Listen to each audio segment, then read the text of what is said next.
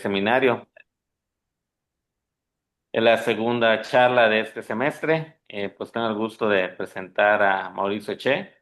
Actualmente está en la Universidad de Viena, que él nos va a hablar de un resultado reciente, un splitting theorem para espacios lorentzianos con curvatura temporal no positiva.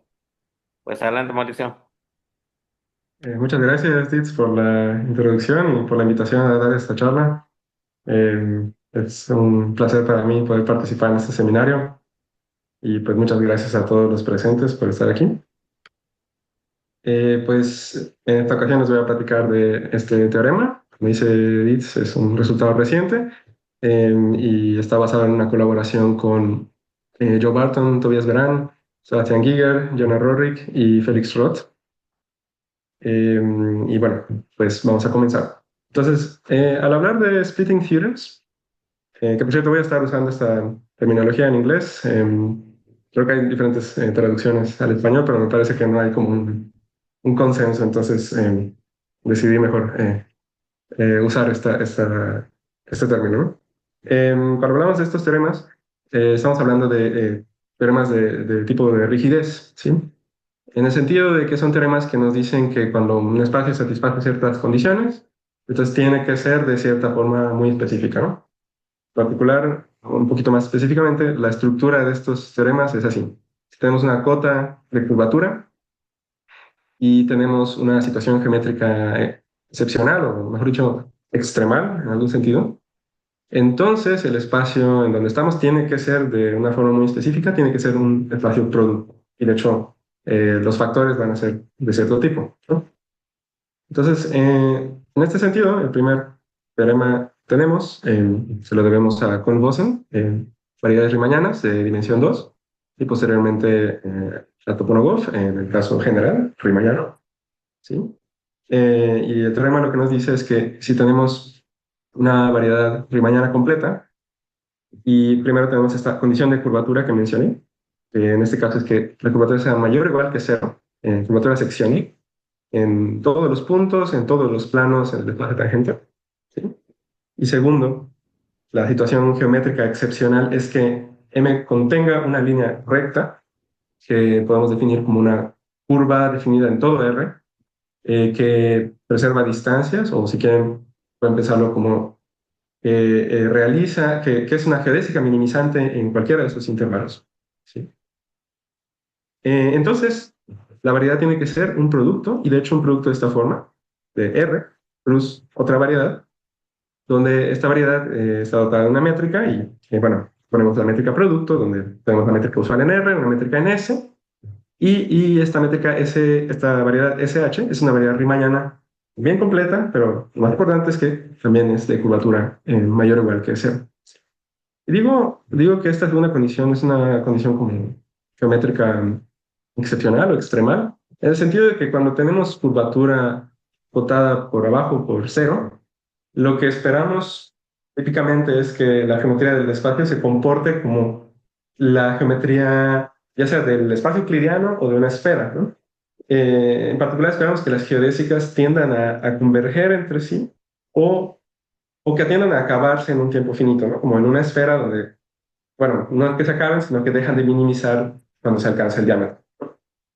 Sin embargo, si existe esta geodésica que no deja de minimizar nunca en ambas direcciones, ¿no? Una geodésica extrema en este sentido, esto solo puede ocurrir cuando la variedad es un producto, ¿sí?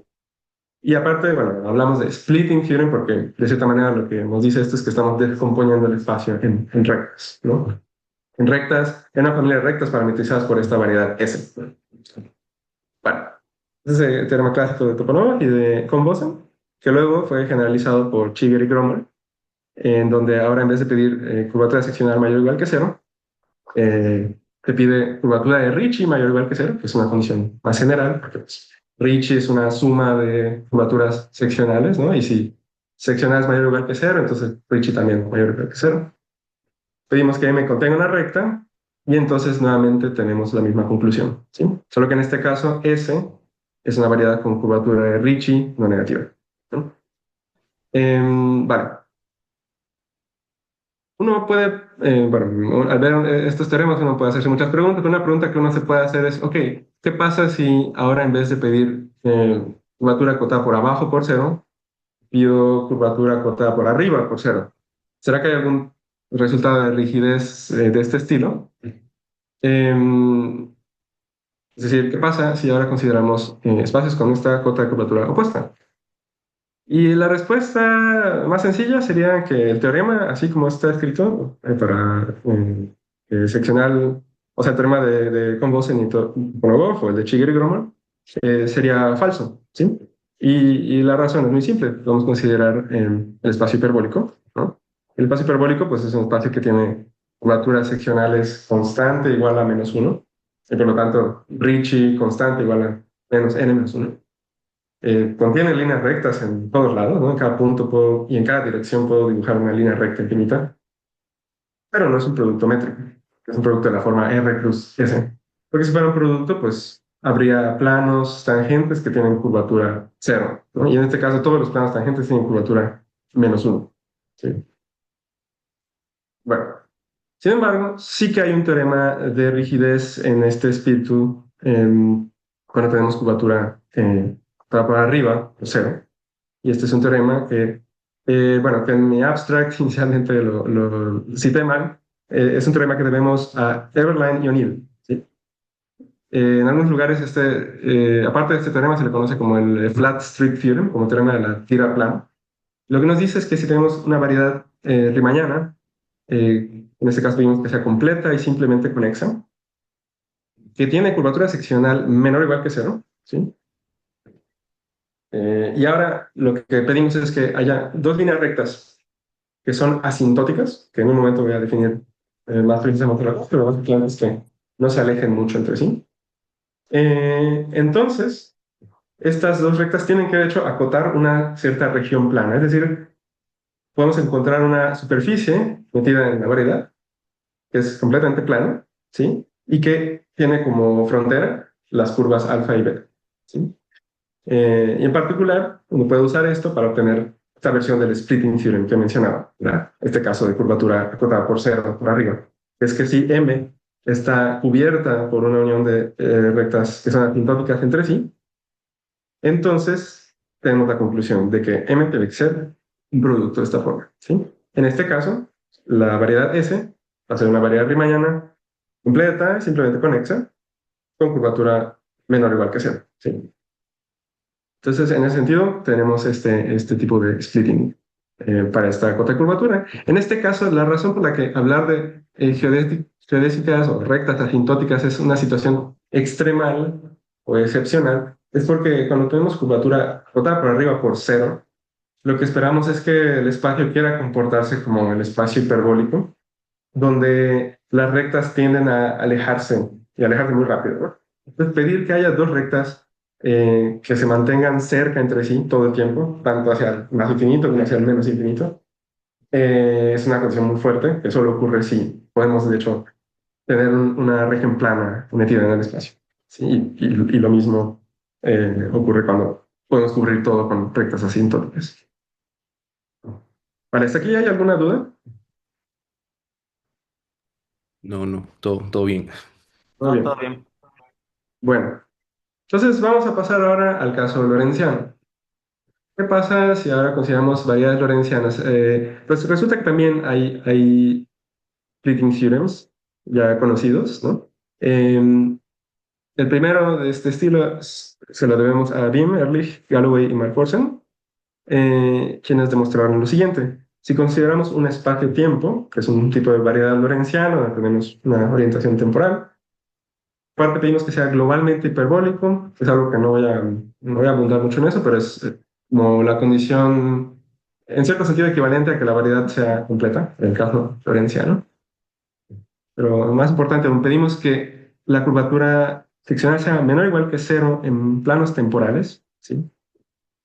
Eh, y ahora pedimos que M contenga una línea recta temporal, que bueno, en este contexto tiene sentido hablar de rectas tipo tiempo, ¿no? Entonces, tenemos la conclusión análoga a la del teorema de Toponogov y de von Bosen. que es que M va a ser un producto de esta forma, ¿sí? En este caso, la métrica que ponemos pues, va a ser la métrica lorentziana y le ponemos la asignatura negativa a R, ¿sí? Y ese con la métrica H va a ser una variedad riemanniana completa, pero aquí la curvatura es mayor o igual que cero. Entonces es un poquito curioso porque pedimos esta cota menor o igual que cero en planos temporales. Por cierto, no lo dije, pero plano temporal es un plano que tiene asignatura lorentziana. Y lo que tenemos es que S tiene curvatura mayor o igual que cero, ¿no? Entonces como que se voltea la desigualdad. Sin embargo, este teorema es uno de varios teoremas que nos indican que en el caso lorentziano, en cierto sentido, em, tener curvatura acotada por arriba en planos temporales es como la condición análoga a tener curvatura acotada por abajo en el caso riemanniano, ¿sí? Y la cuestión es que podemos demostrar teoremas de este estilo, teoremas análogos a los de geometría riemanniana con curvatura acotada por abajo, suponiendo una condición de este estilo, ¿sí? Eso es algo que vamos a ver de nuevo posteriormente. Luego esto fue generalizado por Galloway, ¿sí? Ahora, en vez de pedir seccional menor o igual que cero en planos temporales, uno puede pedir Ricci mayor o igual que cero en vectores en direcciones temporales. Y esta es una generalización de lo anterior porque seccional menor o igual que cero en planos temporales implica esta condición, dado que cuando tomo Ricci estoy sumando, pero aparte aparece ahí la métrica metida y entonces esta métrica, cuando la evalúo en vectores temporales, me voltea el ciclo, ¿sí? Entonces, esta es efectivamente una condición más general. Pedimos de nuevo que M contenga una línea recta y obtenemos la misma conclusión, pero ahora pues, esa es una variable riemanniana con curvatura de Ricci no negativa, ¿sí? Vale. ¿Qué pasa de nuevo si ahora queremos demostrar un teorema de este estilo con la cota opuesta, ¿sí? Y de nuevo, como podrían esperar, la respuesta es que así como está el splitting theorem, va a ser falso. Y la razón es análoga. Podemos considerar el espacio de De Sitter, que en este caso va a ser el espacio modelo, con la cota de curvatura opuesta, ¿sí?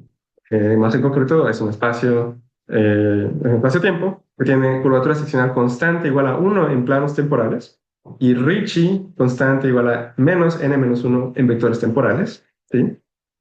Entonces, satisface las condiciones opuestas de estos dos teoremas, ¿sí? Creo que Jesús tiene una Tiene pregunta. líneas rectas en todos los puntos y en todas las direcciones temporales posibles. Hay dudas de Jesús.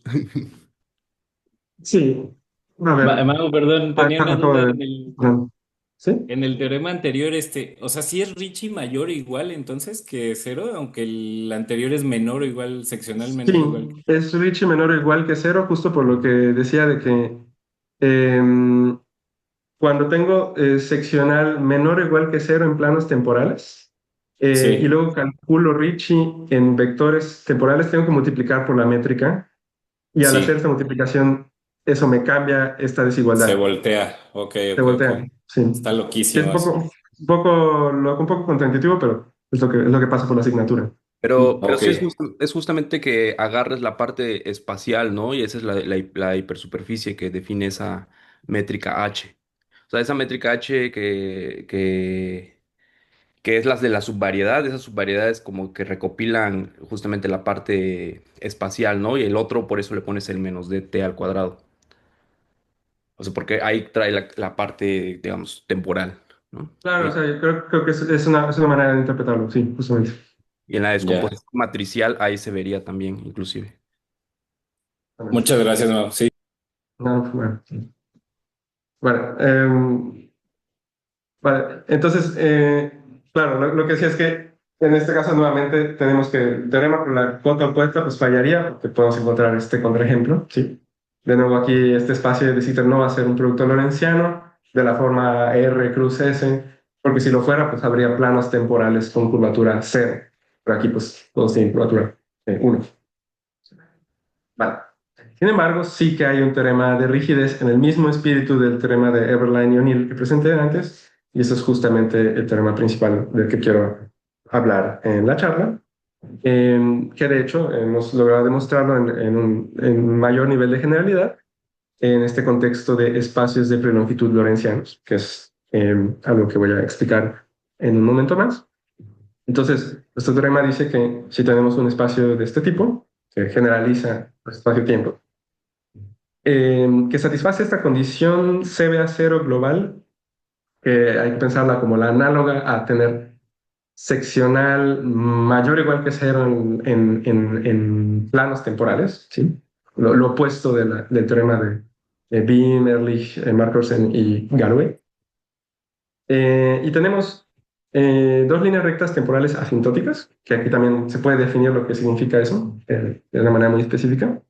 Entonces estas dos tienen que, de nuevo, acotar una región plana, que en este caso eso significa que puedo encontrar una cierta superficie que tiene como borde alfa y a beta, y que esencialmente es como un pedazo del plano de Minkowski, ¿sí? Que está metida ahí en el espacio X. Y en particular, si podemos cubrir X con una unión de líneas rectas temporales todas asintóticas entre sí, entonces, de hecho, X se tiene que descomponer como un producto. En este caso, hace un producto en un sentido sintético, ¿no? Se puede definir un producto de este estilo que nos da un espacio de prelongitud lorentziano donde le ponemos la asignatura negativa a R. Y S ya no va a ser una variedad, en este caso va a ser un espacio métrico CAT0, que es la versión métrica sintética de tener curvatura menor o igual que cero, ¿sí? Entonces, este es el teorema principal y bueno, me voy a dedicar el resto del tiempo a explicar todo lo que aparece aquí. Entonces, ¿hasta aquí hay alguna otra duda? Yo sí tengo una pregunta, a lo mejor me perdí de algo. Porque el espacio de Sitter sí es topológicamente un cilindro, ¿no? ¿Cuál es, Topológicamente, sí, sí. Ujú.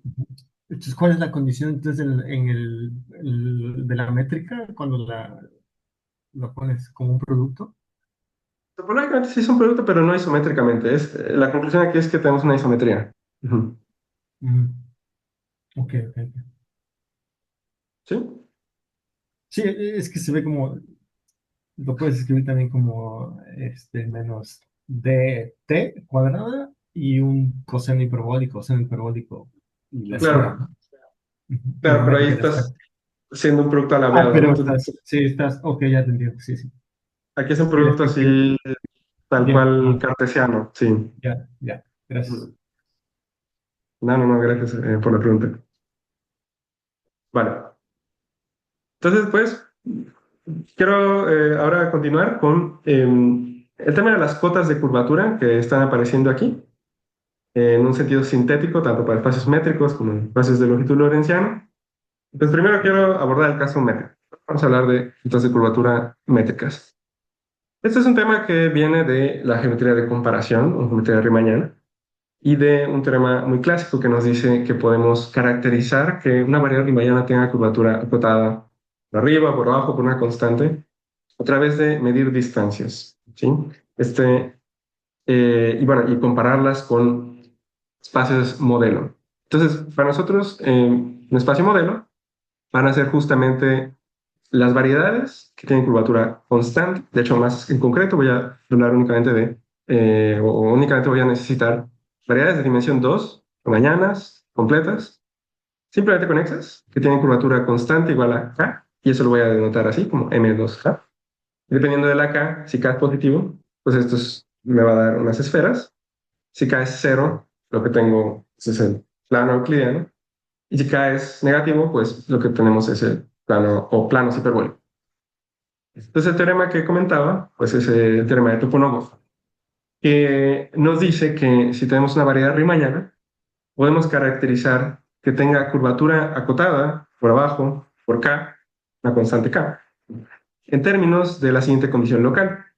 Es decir, cada punto tiene una vecindad donde ocurre esta situación. Y es que si tomamos un triángulo en esa vecindad, es decir, tres puntos, tres geodésicas que los conectan, geodésicas minimizantes, y somos capaces de encontrar un triángulo en la superficie M2K con las mismas longitudes de los lados, es decir, XY mide lo mismo que X tilde, Y tilde y así con los demás.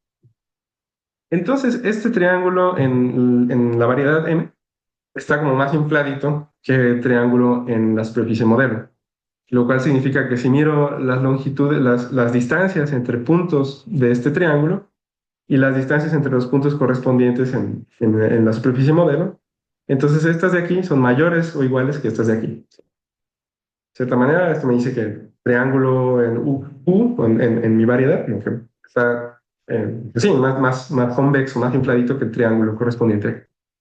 Y algo análogo ocurre con curvatura acotada por arriba, bastante acá, ¿sí? Ahora, la equivalencia es que los triángulos en la variedad localmente estén más desinflados que los triángulos de la superficie modelo. Es decir, las distancias aquí van a ser menores o iguales que las distancias en este lado.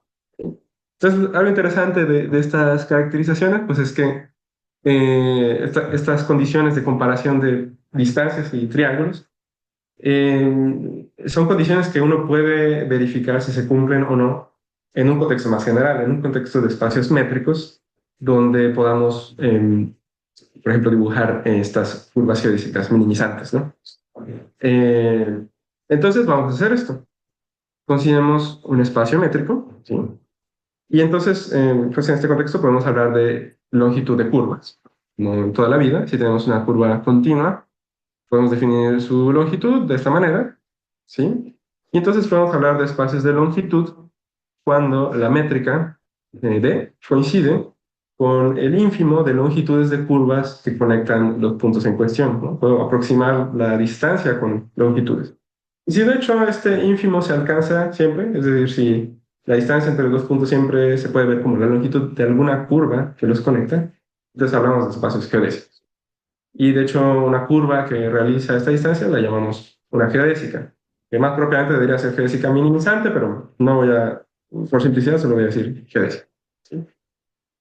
Entonces, con esta terminología, podemos tomar la conclusión del teorema de Toponogov como una definición para espacios métricos para decir que estos espacios tienen curvatura acotada. ¿Sí? Entonces, primero vamos a definir espacios que tienen curvatura acotada por abajo.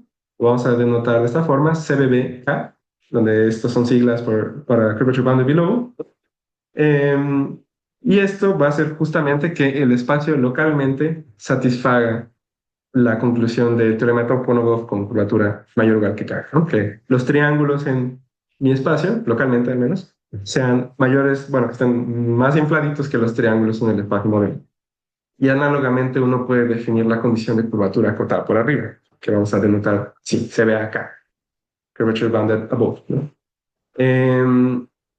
Entonces, pues, digo, eso es algo que uno puede definir y uno puede verificar si se cumple o no.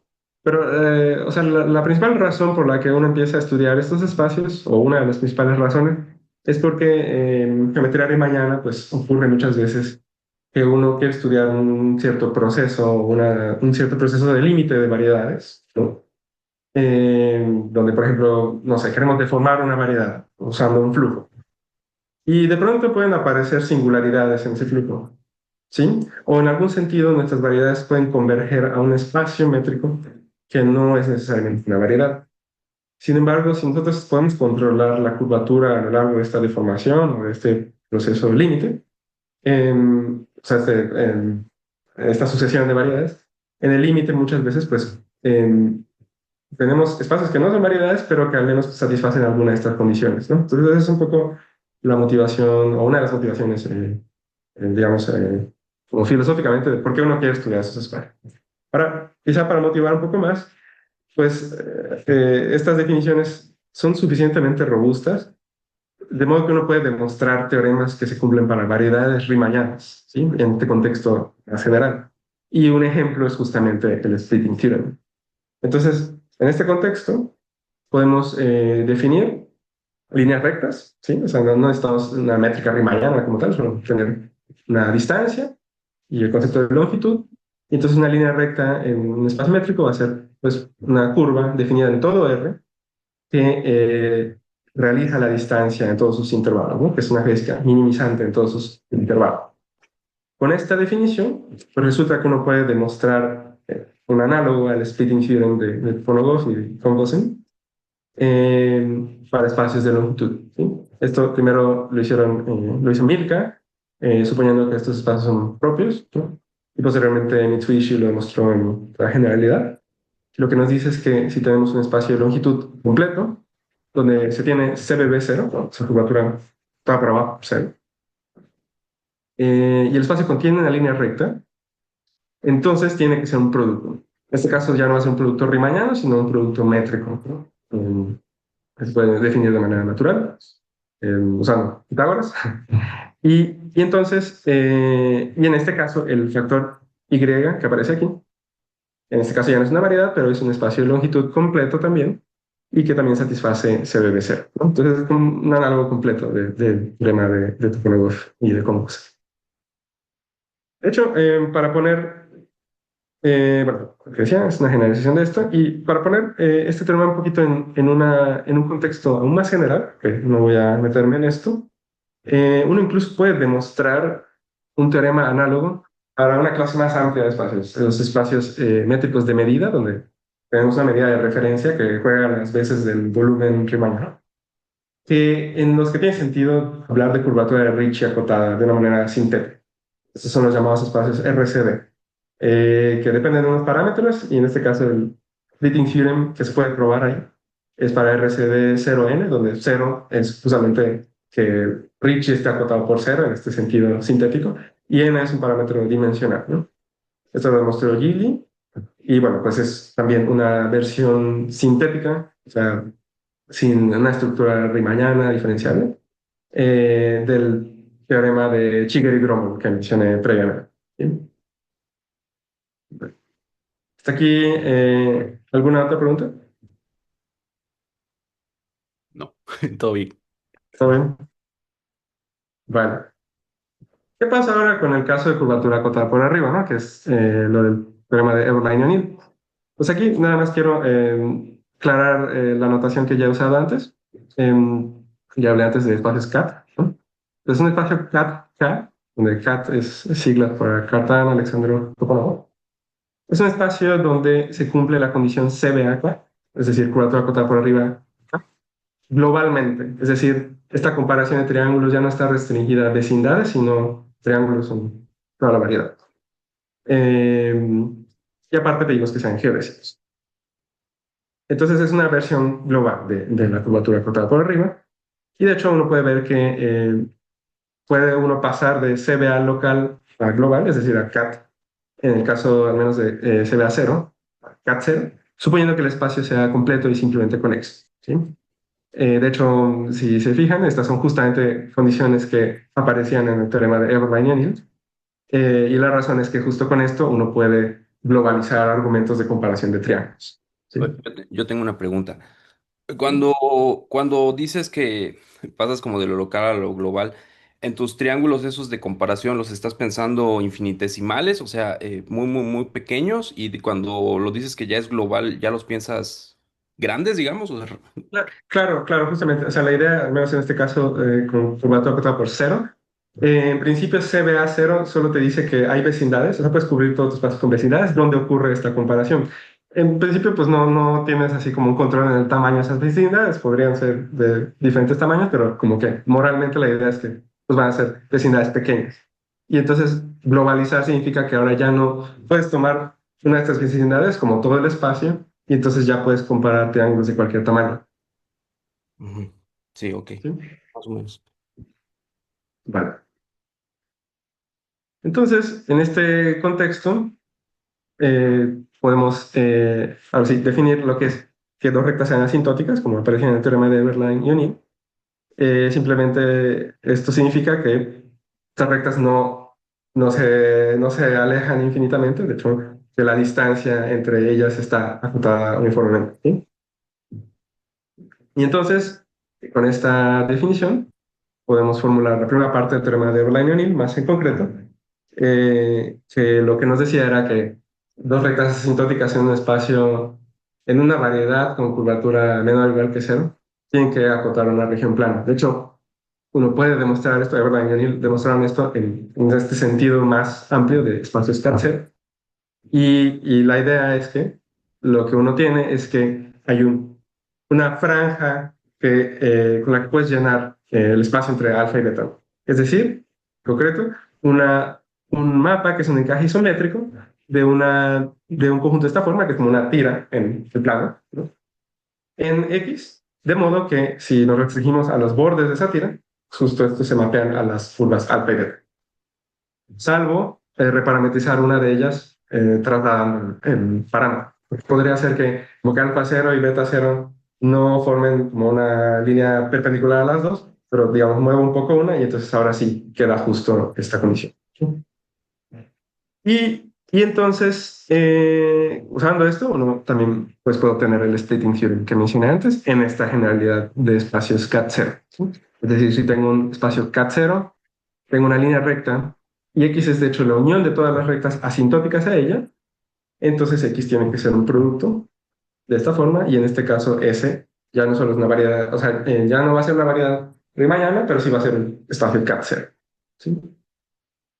Vale, entonces este es el caso métrico. ¿Qué pasa ahora en el lado lorentziano de las cosas? ¿No? Entonces, para ello, pues creo que todo el mundo está familiarizado con el tema. Brevemente recuerdo, ¿no? O sea, en geometría lorentziana, pues trabajamos con variedades lorentzianas, donde ahora, en vez de tener una métrica riemanniana, pues tengo una métrica que tiene signatura de este tipo, ¿no? Menos, más, más, más. Y la propiedad importante, o una característica importante de esto es que esto me permite distinguir tipos de vectores, ¿no? Dependiendo del signo de este número, del producto de V con V, ¿no? Que por la asignatura, pues hay vectores que tienen signo negativo, signo cero o signo positivo, ¿no? Y entonces en esos casos hablo de vectores temporales o luminosos o espaciales. Y entonces esto me permite hablar del cono de luz en cada punto, ¿no? Que es justamente el cono formado por los vectores temporales y luminosos. Y entonces en cada punto yo podría decir, bueno, los vectores que están en la parte de arriba, bueno, en una de las componentes del cono son vectores que van al futuro y los que están en la otra componente son vectores que van al pasado. Puedo hacer esto puntualmente, de manera, digamos, arbitraria, pero si lo puedo hacer como consistentemente, entonces hablo de un espacio-tiempo, es decir, una variable lorentziana donde tengo una orientación temporal, ¿no? Y algo importante al tener esta estructura es que podemos definir un orden entre los puntos. De hecho, podemos definir dos órdenes, ¿no? Que nos dan la llamada estructura causal. Podemos definir el orden causal entre puntos, ¿no? Podemos decir que X está pasado causal de Y si existe una curva causal futuro dirigida de X a Y, es decir, una curva que su vector tangente es luminoso o temporal, ¿sí? Y bueno, futuro dirigida significa que pues, el vector tangente siempre está en el cono futuro, ¿no? Del mismo modo, pues podemos definir curvas temporales. Y entonces podemos decir que un punto X está en el pasado temporal o cronológico del punto Y si hay una curva temporal que los conecte, ¿no? Y usando esto también uno puede definir el concepto de separación temporal, que de cierto modo juega las veces de la distancia riemanniana, pero en el caso lorentziano. Entonces, esto está definido para vectores, perdón, para puntos en la variedad que estén causalmente relacionados, y lo definimos como este supremo de este tipo de longitud de curvas causales que conectan los puntos X e Y. Digo, aquí aparece raíz de menos este producto, porque pues, si gamma es causal, entonces el producto es no positivo, entonces hay que cambiar el signo, ¿no? Y esta cantidad, esta función, quiero decir, satisface ya no la desigualdad del triángulo, sino la desigualdad del triángulo inversa, ¿no? Literal, etc. Y esto se cumple para puntos que estén causalmente relacionados. Y bueno, no soy experto en relatividad general, pero entiendo que esto lo puede uno pensar como una formalización o una abstracción de la paradoja de los gemelos, ¿no? Si viajo de un punto X a un punto Z directamente, voy a envejecer más que si me desvío hacia un punto Y y luego de Y viajo a Z. Es una manera de pensar. de acuerdo con la relatividad general. Bueno, entonces, uno puede tomar estas definiciones de estructura causal, estructura temporal y separación temporal, y la propiedad de la desigualdad de triángulo inversa para sintetizar propiedades de variedades rimañanas, ¿no? De variedades lorentzianas, quiero decir.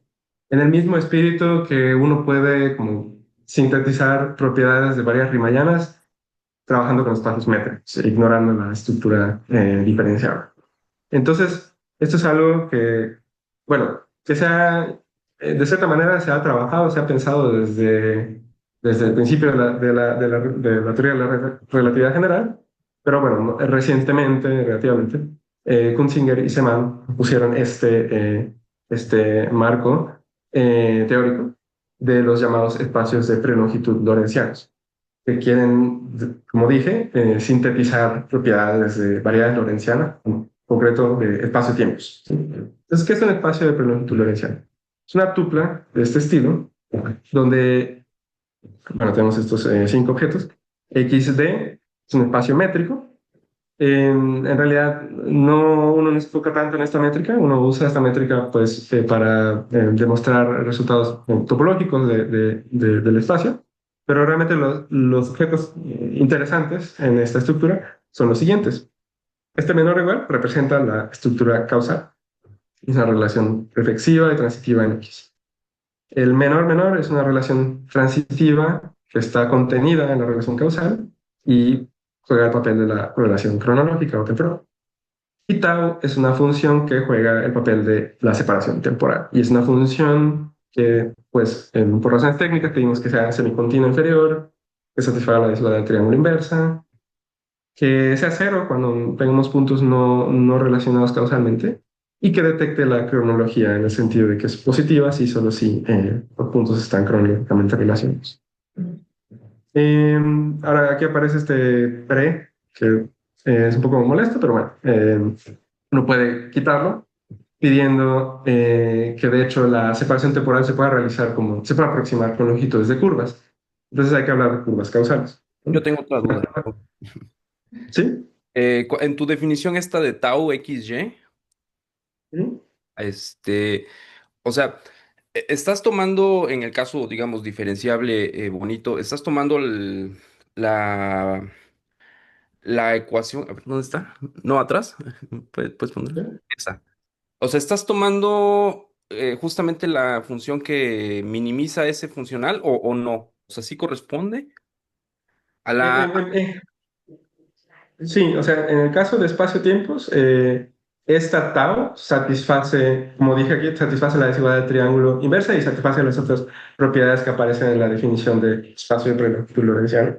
Entonces, pedir que tau satisfaga estas condiciones, pues sí, generaliza la tau que uno tiene en un espacio-tiempo. ¿Sí? Ajá, porque estás como testeando las posibles curvas, ¿no? O sea, estás barriendo sobre todas las posibles curvas, si mal no... Claro. A eso voy a ir a continuación. O sea, en principio, así como está en esta diapositiva, no hay aún como una relación con curvas causales, que aún no hemos definido curva causal aquí. Pero si lo definimos, como lo hacemos aquí en esta diapositiva, o sea, podemos definir una curva causal como una curva, bueno, pedimos usualmente que sea no constante, para que sea compatible con la métrica pedimos que sea localmente Lipschitz respecto a la métrica, ¿no? Pero lo importante es que sea monótona respecto al orden causal, ¿no? Es decir, si voy aumentando el parámetro, pues me voy moviendo hacia el futuro. Y lo mismo podemos hacer para definir curva temporal. Y entonces ya con esto podemos decir que un espacio es de longitud lorentziano si de hecho tau coincide con este supremo de longitudes de curvas, ¿sí? Entonces, digamos, agregando este axioma extra, ya como que tendríamos esa parte del caso suave, ¿sí? Ya creo que ya, o sea, como que hay dos, ¿no? Uno inducido por el ínfimo y otro inducido por el supremo, y la del supremo cambia las cosas. Claro, exacto, exacto. O sea, esta longitud la estoy definiendo en este caso, sí, como es un poco como lo opuesto al caso métrico, porque pues ahora la tau satisface la desigualdad del triángulo inversa, ¿no? Entonces hay que definir la longitud de esta forma, como infimando sobre sumas de distancias, bueno, distancias. Y luego para calcular la tau o sea, tomo el supremo de estas longitudes, ¿sí? Aparte, uno pide unas condiciones técnicas, pero pues, no me va a dar tiempo, no voy a entrarnos. Entonces, es un espacio de longitud lorentziano. Podemos hablar también de geodésicas, que debería decir geodésica minimizante, perdón, maximizante en este caso, pero solo voy a decir geodésica en este caso. Y eso va a ser una curva causal que realiza la separación temporal, ¿sí? Y esto también nos permite hablar de triángulos geodésicos, en este caso los vamos a llamar triángulos temporales. Son justo tripletas de puntos que están relacionados cronológicamente y aparte donde tengo geodésicas que los conectan, ¿sí? Entonces, con este formalismo podemos intentar hacer la geometría de comparación e intentar hablar de curvatura acotada. Para ello, lo que uno hace es considerar los espacios modelo de curvatura constante, que en este caso van a ser, bueno, los van a anotar así, L2K, y estos van a ser, cuando K es positivo, el espacio de Sitter, ¿sí? O mejor dicho, su cubriente universal, para que sea simplemente conexo, que bueno, se ve más o menos así localmente, ¿no? Es un hiperboloide donde la dirección temporal va verticalmente, ¿no? El espacio de Minkowski, cuando K es igual a 0, y el espacio de Anti de Sitter, o mejor dicho, su cubriente universal, cuando K es negativo, ¿sí? En este caso, pues es igual al hiperboloide, pero ahora la dirección temporal es sí, alrededor del hiperboloide, ¿sí? Estos son los espacios de curvatura constante que usamos. Y entonces, con esto podemos, bueno, Hunsinger y Zeeman definieron lo que es que un espacio de prelongitud lorentziano satisfaga curvatura acotada por abajo o por arriba. Entonces vamos a denotar así, CBBK, cuando un espacio de prelongitud lorentziano cumpla lo siguiente. Aquí pedimos un poquito más, pedimos que localmente que haya vecindades donde tau es continua, de hecho. Pedimos que en esas vecindades los puntos cronológicamente relacionados estén conectados por una geodésica, ¿sí?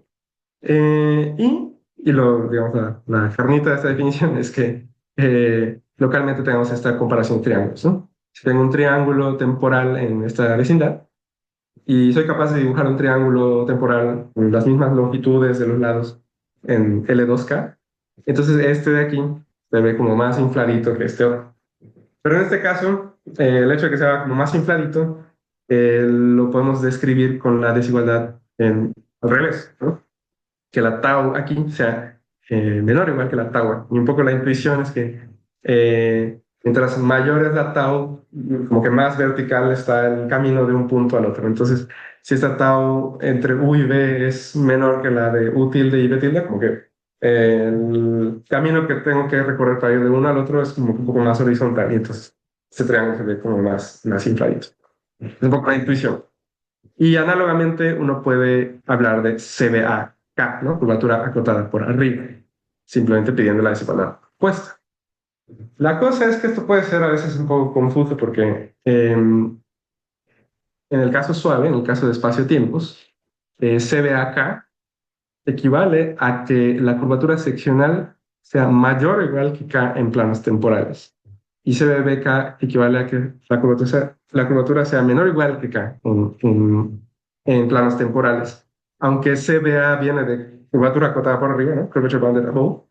Y aquí tenemos curvatura acotada por abajo. Es un poco contraintuitivo, pero de nuevo, como dije antes, la idea es que esta condición, digamos, CBAK realmente implica teoremas análogos a los que los espacios métricos CBAK satisfacen, y lo mismo con CBBK, ¿no? Entonces, esa es la razón por la que se define de esta forma, pero sí es un poco contraintuitivo porque, por ejemplo, el espacio de Sitter que tiene curvatura positiva, ¿no? En planos temporales, satisface CBA cero, de curvatura menor o igual que cero.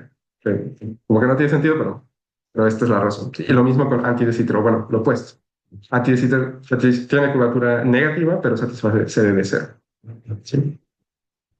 A ver, entonces, teniendo esto en cuenta,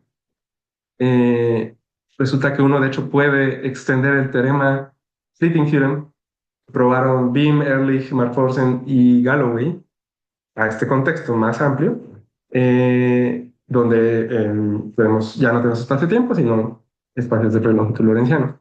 Aquí pues podemos seguir hablando de líneas rectas, en este caso líneas rectas temporales, de la misma manera que en el caso métrico, ¿no? Van a ser curvas definidas en todo R que realizan la separación temporal en todos sus intervalos. Y entonces con esta definición resulta que tenemos este teorema que probaron Verano, Han-Jan, Roth y Didier, ¿sí? Donde si tenemos un espacio de longitud lorentziano, pues satisface unas condiciones técnicas que no me da mucho tiempo para abundar en ellas, pero digamos lo más importante aquí es que tenemos CBB0 global, es decir, lo análogo a curvatura acotada por abajo por cero globalmente. Y tenemos una línea recta, entonces inmediatamente el espacio es un producto, ¿sí? En este caso va a ser un producto lorentziano sintético, ¿no? Es algo que puede definir sin tanto problema, donde la asignatura negativa la lleva el factor R, y aquí S va a ser un espacio métrico, parte es propio geodésico y satisface CBB cero. ¿Sí? Entonces, hasta este nivel de generalidad tenemos este teorema, ¿sí? Como dije, que generaliza el resultado previo. Y uno incluso podría preguntarse, recordando lo que mencioné antes, si hay alguna versión del teorema de Galloway que habla de curvatura de Ricci, pero ahora en el contexto de espacios de longitud lorentzianos con medida, ¿no? Lo que serían como los análogos a los espacios RCD0N, pero en el caso lorentziano. Porque sí que existe una condición así, o al menos hay, digamos, hay algunas definiciones que tratan de emular esto en el caso lorentziano. Sin embargo, recientemente, justo hace un par de días, Andrea Mondino, Vanessa Rewards y Clemens Seman subieron un paper al ARCA donde parece que hay un contraejemplo de lo que sería el resultado análogo para RCD0 en lorentziano. Pero no, aún no me he leído ese paper, entonces no les puedo decir mucho al respecto, pero parece que tienen ahí otro ejemplo de ese teorema. Entonces, bueno. Sin embargo, sí que hay unas versiones de baja regularidad, pero bueno, ya no voy para allá en este momento. Entonces, ahora sí, voy a dedicar los siguientes, pues, no sé cuánto tiempo me queda exactamente, pero me parece que por ahí como 10 minutos, ¿sabes? Eh, a hablar del teorema principal y dar una idea de la prueba, ¿sí?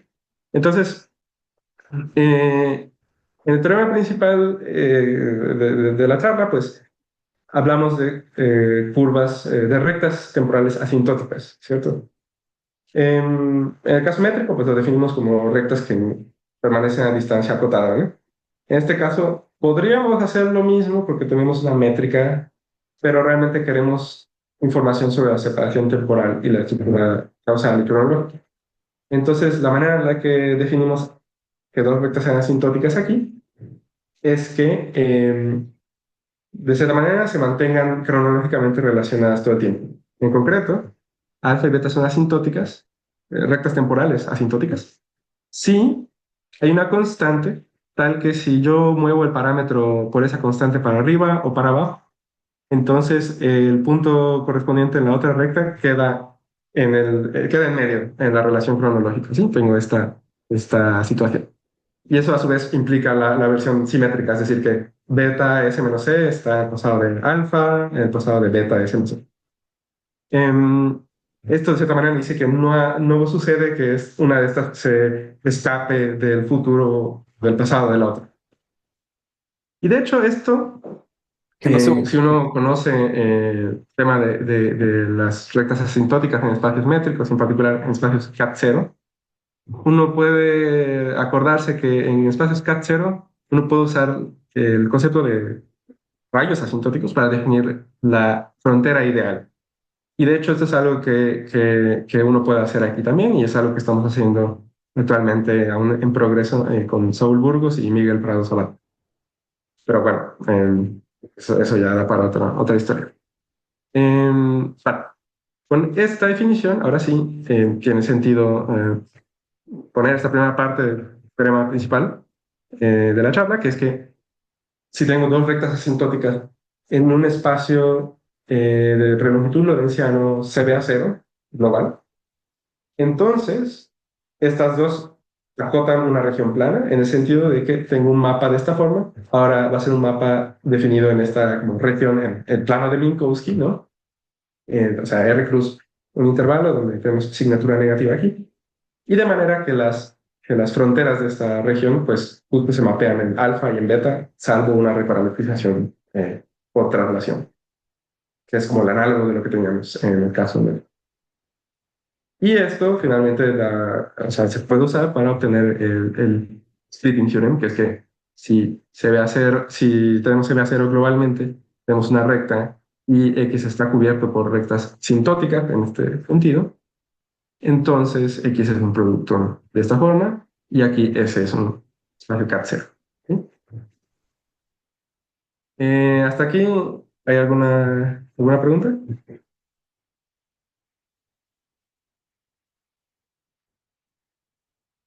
Parece que no. Parece que no. Vale. Entonces ahora sí, vamos a ver un poco cómo se muestra esto. Pues usamos varios ingredientes en la prueba. Fue, yo creo que una colaboración interesante. Igual aquí quiero mencionar que pues la mitad de los colaboradores son estudiantes de doctorado y la otra mitad somos postdocs. Entonces fue una experiencia interesante. Y bueno, pues demostramos como varias cosillas para llegar a la demostración del teorema principal y usamos algunas cosas que ya existían, ¿no? Entonces, la primera cosa que ya existía, que es útil en la prueba, es este teorema de Beran, Kunzinger y Roth, que nos dice que en el contexto de CBA0, espacios de longitud lorentziana, en esta condición global, la función de separación temporal satisface la condición de concavidad. Quiere decir que si yo tengo dos curvas, como en este dibujito, dos curvas phi y eta temporales, de modo que J0 está en el pasado de eta 0 y 1 está en el pasado de eta 1. Entonces, si yo voy midiendo la distancia o separación temporal de ip a eta p, esta función, como función de p, es cóncava. ¿Sí? Intuitivamente tiene algo de sentido, pero pues, la curvatura explica esto. De hecho, es como análogo a lo que ocurre en el caso métrico. En el caso espacio es cat0, tenemos esta especie de concavidad de la función distancia. Ese es un ingrediente que ahorita voy a mencionar cómo se usa. Otro ingrediente es que en estos espacios CBA y también CBB, uno puede definir ángulos entre curvas geodésicas temporales, ¿no? Y la manera en la que uno define esto es que si yo tengo, como en este dibujito, dos geodésicas temporales que empiezan en el mismo punto, ¿sí? Yo puedo ir mirando triángulos con vértice en P y otros dos vértices, uno en Pi y el otro en eta, ¿no? Y puedo ir tomando esos puntos cada vez más cercanos a P. Puedo mirar estos triángulos y dibujarme triángulos de comparación en el modelo correspondiente, en este caso en el espacio Minkowski. Y ocurre que si tengo CBA0, o incluso CBA, estos triángulos en el espacio de modelo, el ángulo que se forma en P es cada vez más delgadito, ¿sí? Se va haciendo menor. Entonces tengo este tipo de monotonía del ángulo de comparación. En particular, pues puedo tomar el límite, y eso está bien definido, y eso lo puedo tomar como definición del ángulo. Hay ciertas sutilezas aquí, pero es posible trabajar con ángulos entre estas cosas, ¿sí? Ahora sí, un primer teorema que demostramos en este paper, que digamos ya existía una versión previa debida a Barrera, a Didier y a Montes de Oca, es esta primera fórmula de variación, ¿sí? Para la función distancia, o bueno, separación temporal. Solo que en este caso nosotros lo demostramos para el caso de CBAK global. En el teorema de Valdemar, de Didier y de Luis, ellos me parece que tienen la condición para CBB 0. Me equivoco. Vale, entonces, la idea es que podemos calcular la primera derivada de la función de separación temporal de un punto a una curva temporal, ¿sí? Así como aparece aquí, en términos de un ángulo, ¿sí? El ángulo que se forma justo en el punto donde calculo la derivada. Bueno, pues con estos ingredientes ahora sí, podemos hacer lo siguiente. El primer lema es que si yo tengo dos rectas asintóticas, ¿sí? Entonces resulta que si miro la función dada por la separación temporal de alfa, de un punto alfa s a un punto beta s más c que esté en el futuro, para alguna constante c, ¿sí? Y o sea, esta constante existe porque son rectas asintóticas. Entonces esta función, por el teorema que mencioné antes de la concavidad, esto es una función cóncava, pero aparte es una función cóncava positiva definida en todo R. Entonces tiene que ser una función constante. Es decir, tengo este dibujito de aquí. Estas separaciones temporales van a ser todas constantes, ¿sí? Entonces tengo como una especie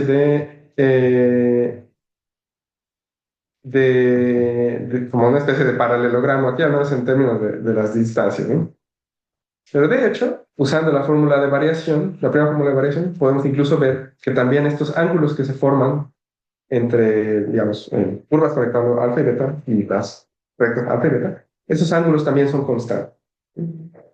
Y bueno, igual no me queda tanto tiempo, pero esto al final lo que implica es que o sea, esta constancia de los ángulos implica que si partimos estos paralelogramos en dos triángulos temporales, ¿no? Digamos, como una diagonal aquí, esos dos triángulos, sus ángulos, como los vértices, como ángulos de curvas, coinciden con los ángulos de comparación correspondientes. Y eso lo que nos dice es que podemos, de hecho, encontrar una isometría de triángulos planos en estos triángulos que uno puede formar aquí.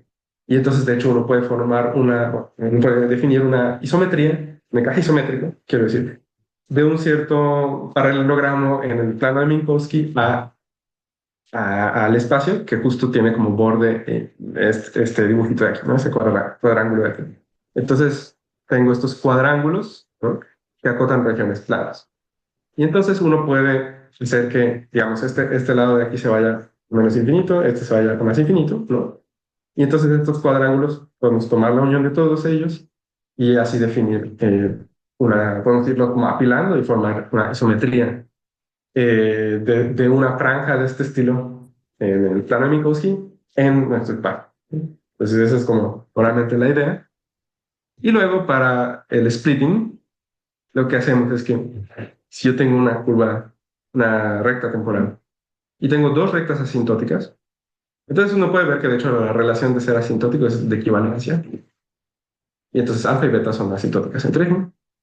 Y entonces uno puede hacer esto, uno puede tomar alfa y gamma y construir esta región plana, digamos, esta tira plana en el plano de Minkowski, que se mapea a una cierta superficie entre alfa y gamma. Y lo mismo con gamma y beta. Y podemos pegarlas. Con cierto trabajo podemos demostrar que se pueden pegar y que alfa y beta se pueden parametrizar de manera consistente con este pegado. Estoy haciendo un poquito más aquí, pero el punto es que estas tiras planas, o sea, se pueden, digamos, uno puede parametrizar todas las rectas asintóticas a gamma, de manera que estas tiras planas se pueden pegar bien.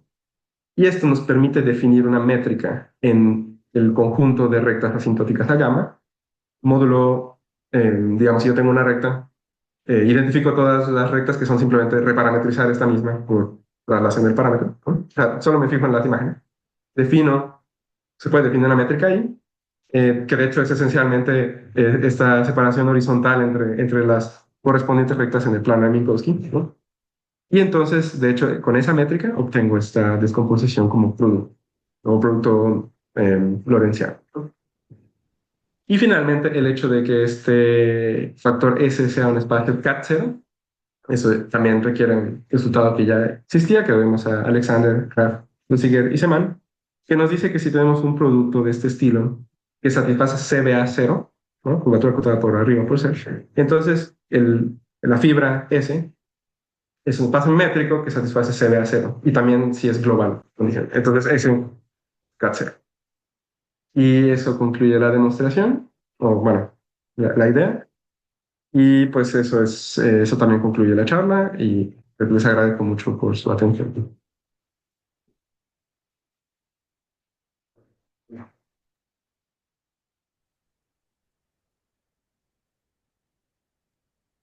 Pues muchas gracias, Mauricio, por la charla. La verdad estuvo padrísima. Como bien dijo Chucho hace un ratito. Pues no Muchas sé, gracias. si tienen algunas preguntas para Mauricio. Eh, no sé, ¿alguien? ¿Sí? Nadie. Yo tenía una ya casi al final, pero a ver, ¿Sí? ¿podría empezar tantito? A ver. Espera. Sí, tú me Ahí, dices. ahí en esos Ah, triángulos. O sea, no sé si estoy bien, pero ahí me corriges o lo que sea. O sea, esos cat cero que dices son como de cierta forma los espacios planos en estas definiciones, eh, eh, así, ¿cómo les llaman? Es- eh, Sintéticas. sintéticas, ajá. ujú. De cierta forma, o sea, podríamos más o menos concluir eso, ¿no? O sea, porque, Más bien son espacios con curvatura menor o igual que cero. O sea, pueden ser planos, pero también puede que tengan como alguna parte con curvatura negativa. pero, ajá, y es a lo que voy, o sea, como que al menos por los dibujitos y lo que vemos ahí, es que sí pareciera que está muy plano, ¿no? O sea, al menos en esos contextos. O sea, lo que estamos viendo en este dibujo es que podemos construir regiones planas entre estas rectas que están en X, ¿no? En el producto, ¿no? Como que si miramos en la dirección vertical, sí que tenemos algo plano. Pero en la fibra S, esta de aquí, esa sí que puede tener cierta negatividad en su curvatura, ¿sí? Piensa, por ejemplo, que S podría ser el espacio hiperbólico. Te Ujú. tomas S cruz R, pues ese sí que tiene curvatura negativa estrictamente, ¿sí? Pero lo que nos está diciendo este teorema es que si ahora miro arriba de esa fibra, ¿no? Si miro las rectas, ¿no? O sea, las direcciones verticales, ahí sí que tengo unas partes con curvatura plana, ¿sí? Curvatura cero, quiero decir. Ok, más o menos. ¿Sí? Ah, no sé, alguien más. Bueno, Muy bien, aquí Gustavo tiene una pregunta. ah, Ah, tal. sí. Hola, hola, no. Gracias. Buena Hola. presentación. Para estas rectas temporales asintóticas, pues existe esta C, ¿no? Dices que cumple esta relación. Que Sí. Ah, Sí, como, sí. como O lo que sea, y pasa si aquí. existe dicha C, ¿eso se vale para cualquier real o a partir de cierto punto? No, sí, sí, sí, perdón, eso es muy importante. O sea, existe C, tal que para todo real ocurre esta relación, ¿sí? Esto es lo que hace que como que no se pueda, como que una de estas rectas no pueda escapar de la otra, digamos, del futuro ni del pasado del otro. ¿Sí? Ah, ok. O sea, pero entonces no, esto no, en general no tiene que pasar para todo real, ¿no? O sea, si existe dicha C, no sucede para cualquier real. No tiene. O sea, más bien, ajá, no que es un problema. La definición te pide que Ah, existe dicha C. espera. No, no, porque por ejemplo, si alfa y beta están parametrizadas de cierta manera que, un poco como intuitivamente. Si alfa y beta están parametrizadas de manera que, digamos, alfa cero y beta cero estén como espacialmente relacionadas y no cronológica o causalmente, y tomas C igual a cero, Ah, este, sí. pues, ¿sabes? O sea, como que puede pasar que alfa S y beta S estén siempre espacialmente relacionadas. Pero si trasladas un poquito el parámetro para arriba y un poco para abajo, ya está en el cono futuro o en el cono pasado del otro punto. ¿Sí me explico? O sea, Ah, sí, sí, sí, sí, sí, sí. va a haber unas Cs, digamos, de hecho va a haber como un intervalo ahí de Cs, tales que no ocurre esta relación, pero a partir de una cierta C, digamos, si como una C más grande, pues se sigue cumpliendo esta, digamos, esta desigualdad con el orden cronológico. Sí, y como que en el otro lado se da al revés, ¿no? Sí, sí. Justo Ah, porque son rectas temporales, ¿no? Mm. no, pues sí. Gracias. Muy bien. No sé si hay más preguntas, más preguntas. Gabriel, ¿estás por ahí? Sí. Si no, todo bien. Gracias. Bueno, pues agradecemos nuevamente a Mauricio por su charla, la verdad que muy, muy buena, pues esperamos ya tenerla pronto en el canal. Y pues estén